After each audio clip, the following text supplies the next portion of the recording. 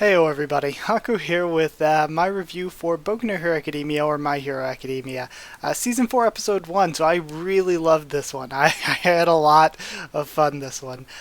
So welcome if you're new to the channel. I know we are starting off a new season, so we might get more people in here.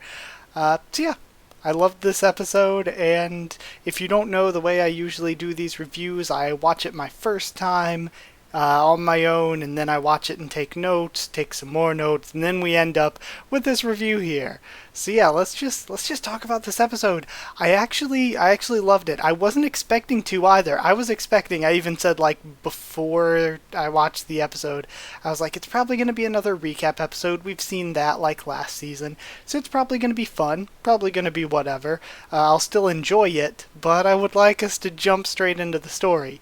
But no, I was not expecting it to be this good. I was so drawn in. And I think the biggest part of that is Taneo. Is it Tokuda? Was that his surname, I think? But either way, Taneo, I loved his character. I sat and watched this and I was like, man, his character really should have been in the like manga canon story already. He plays a really cool role, or could play a really cool role in the overarching story, giving us just sort of this perspective of a civilian journalist. I loved it. I loved it a lot. And we've seen, like, with the movies and with previous filler, Horikoshi is kind of heavily involved with the anime, so even though it's, like, kind of filler, at the same time, we can kind of treat it as canon filler to an extent, because it's just showing things that we know happened and we're getting to see them for the most part. So yeah, I would love to treat this as canon, and I hope in the future that this episode is treated as canon, because the series could really use a character like Taneo. I thought he was great. I really like him. And I think for the episode as a whole, aside from me just gushing over how much I like his character, I thought the episode did a really good job with the slice of life stuff, and with being a recap episode, with like, the recap episode last season was like, we saw a bunch of scenes of things that had happened in the past, and it was like, this feels like very, very recap episode. This, if you were marathoning the series, there is definitely recap, but it seems less obviously a recap episode. Like, it felt like there's just so much going on, and the recap was worked in sort of more subtly to a point where it was just, I don't know, it was really, really good on its own merit. So to talk about the opening and ending real quick, I already did videos on each of them, so go look back on the channel if you want to see either of them, or I can link them in the description or the comments or something too. But the opening, I think, was really good. Looking back on it now a few days later after having first watched them, the opening was really good, but I agree with like what a lot of people were saying. I feel like they could have done more, and it's been both like anime onlys and manga readers both saying that. Sort of manga readers saying, I was expecting them to show a little bit more, and anime onlys being like, wow, this season was hyped up so much by the PVs and everything and all the action we saw, I was expecting a little bit more. So I do agree with that. But I also think that I don't know how long they're going to go with this particular arc or anything, but I do think there's a good chance we could get a second opening this arc. So it might make sense why they held off on a bit more like serious or actiony stuff. But yeah, it's just a situation where I really like the opening, but I do think they could have done more. I think to compare it to previous openings, I probably like it more than opening 1. And probably, well, definitely more than Season 3 opening 2, because that one's my least favorite. I don't hate it or anything, it's just definitely my least favorite compared to the others, but I don't know. Both of Season 2's openings were amazing, and Season 3 opening 1 was incredible. So this is really, really good, but I think those three might still beat it out for me. The ending, though, might be my favorite ending so far. The ending really shines. I love the art style that they use. It's really, really nice. And the best part, the song. The song for the ending is amazing. I love it already. I've already listened to it, even though it's just the short minute 30-second version so many times. Also, for the episode as a whole, the production quality was really super solid. They really didn't need to go that hard on production quality because it was kind of just a recap episode, but they did anyway. I kept thinking to myself watching it that this seems like movie quality. Maybe not like standalone anime movie quality, but like a One Piece movie or a Boku no Hero Academia movie, as we've seen one and there's going to be another coming. It really seemed like series movie quality. It was really good. It was really solid, and you could tell that with this season, and I hope that keeps up, that they took this entire year off. I'm expecting things to look really, really nice. Also, there was a great attention to small details as well, like the thing they kept doing with, I just subconsciously winked to myself, with like Taneo winking and stuff, and his eye was different, so it's maybe him like taking pictures of things as he's going along, but also things like somebody brought up when Uraraka is pushed up against the glass, she has her like fists curled up against the glass rather than touching it with the paw pads on her fingers, so that nothing would be affected by her quirk, which is adorable, even if the building itself is too large or whatever, and like the glass is considered separate from the building. Even if her touching it wouldn't float the whole building, it makes sense that somebody with a quirk like that would have developed a habit of touching things like that. So I love the attention to small details. It was really, really good. Another thing, so those were all just from notes that I took after watching my first time.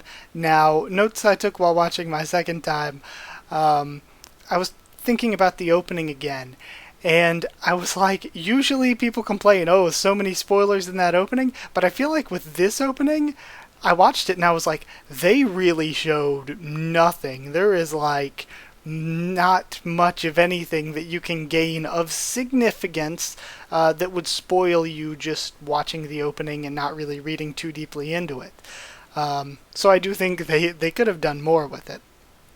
Now, when Taneo Tokura came on screen, the first thing, and I really hope I'm getting his name right because I'm going to look like an idiot if I'm not, but the first thing I thought before he even came on screen, I heard his voice from off screen and I was like, is that Kakashi? Is that Kakashi Sensei? Because I recently, before I got sick in September, I was rewatching a bit of Naruto, and I was like, that sounds like Kakashi. I don't know if the voice actor actually is. I actually didn't do my research and look it up before recording this.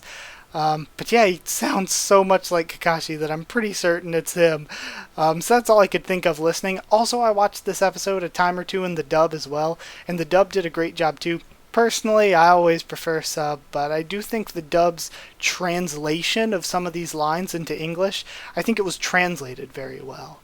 I also like the basic premise that this episode used a lot. It really showed us how much civilians, outside of this sort of inner circle of heroes and villains that we've seen, how much some of these civilians know and don't know. Kind of like what's going on with All For One and how that villain attack was kept somewhat secretive, or what's going on with All Might and his retirement. It shows us a little bit about how much civilians know and how much they don't know, and how much civilians care about, like what aspects of it they care about and what aspects they aren't really even thinking that deeply about. Another thing, starting all the way from when he was talking about breaking down All Might's "Your Next" statement, all the way until he's trying to figure out which kid it is that may be All Might's successor, I really liked Taneo's deduction. Again, a lot of things with this character made me like him more and more as the episode went along, and I'm like, I really hope this character shows up a bunch more. But yeah, his deduction was really, really good throughout the episode. So he goes to the school and all that. And of course, Aizawa was like, I don't trust him. He doesn't like the media. But he's like, I don't trust him. But it doesn't feel criminal. I'll let him do whatever, to explain why Aizawa was just letting all this go on. Logically. But one thing with his deduction for who is All Might's successor or whatever, massive disrespect, so much disrespect, as usual it seems, for Mina. He's like, oh, it's one of the 6 from Class 1A that made it into the finals. I mean, 16 people made it into the finals, but I get he was referring to the top 8, but 7 from Class 1A made it into the top 8. Mina was there, and he just totally forgets about Mina. Now the deduction is good, where he's like, okay, it's not going to be Bakugo, because though he has pro-level combat abilities, his sort of personality just ain't there. And it's not going to be Todoroki because because he's Endeavor's son, and Endeavor's probably not going to want his son to be All Might's successor. And then he's like, could be Ida, could be Tokiyami, could be Kirishima, but I think it's going to be Izuku. And of course, he had already done his homework. You can probably tell that Izuku's ability is similar, but also the fact that he had spoken with Koda, or he had met Koda, gone to the Pussycats agency. But yeah, completely leaving out Mina. Oh, it's one of those 6. Disrespect. Massive disrespect. Then we get him talking to Izuku after All Might talks to Izuku for a bit, which was mostly just used for recapping. But I love Taneo's backstory as well. It's really good. And here's where a difference between the sub and dub voice acting comes in, where him yelling Tochan in Japanese was like really, really good and emotional and heart-wrenching. In the English dub, it was like, I don't want to disrespect whoever the voice actor is that does all this, but it was like that same little kid voice that feels like it's every little kid voice in anime. So that kind of bothered me, where I was like, it's that same voice. I hear that voice in any dubbed anime where there is a kid.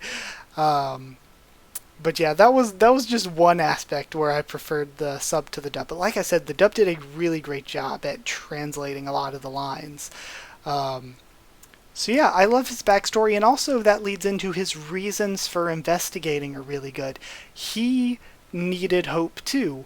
All Might was huge to him. All Might saved his life in more ways than one. Imagine him having to grow up with a father, having the shadow over his life of losing a father, but he saved his father, which sort of saved Taneo. And because Taneo activated his quirk and took that picture, and it was used in the paper, and that's how he sort of grew up to be in journalism. And he already had that big thing, that big accomplishment under his belt at such a young age, kind of drove his life forward a bit. So All Might has been just this huge thing that saved his life figuratively in so many ways. So he needed hope too. He needed to know that after All Might was gone, that there was more. There was more hope to be had. There was still light left.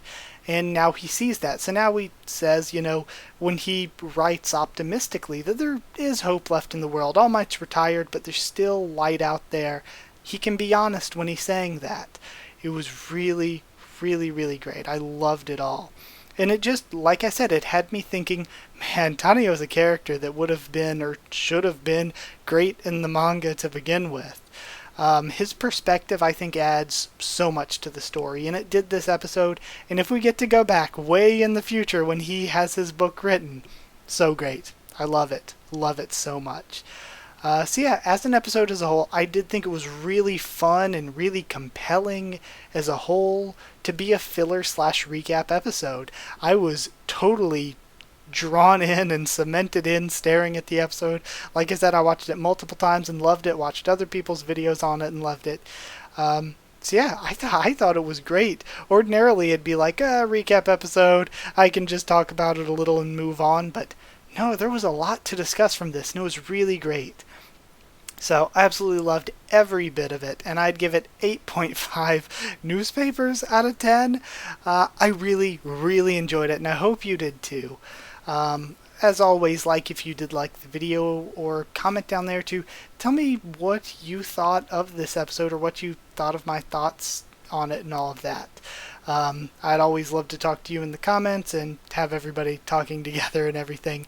But for those of you new to the channel, subscribe. You'll be able to be updated on when I'm posting new videos, because not only am I doing Boku no Hero Academia, we got the manga for it going on, and I try to be as spoiler free as possible in thumbnails and titles for that, of course, so that I don't hurt the experience for any anime only watchers. In addition to that, of course, we got Beastars, both manga and the anime, going on now, and just so much more on the channel when it comes to manga, anime, light novels, webcomics, everything. So yeah, sub if you want to stay around. If you want to be updated on Twitter whenever I tweet out when I post a new video, you can just follow on Twitter and I can talk to you there, keep you updated there.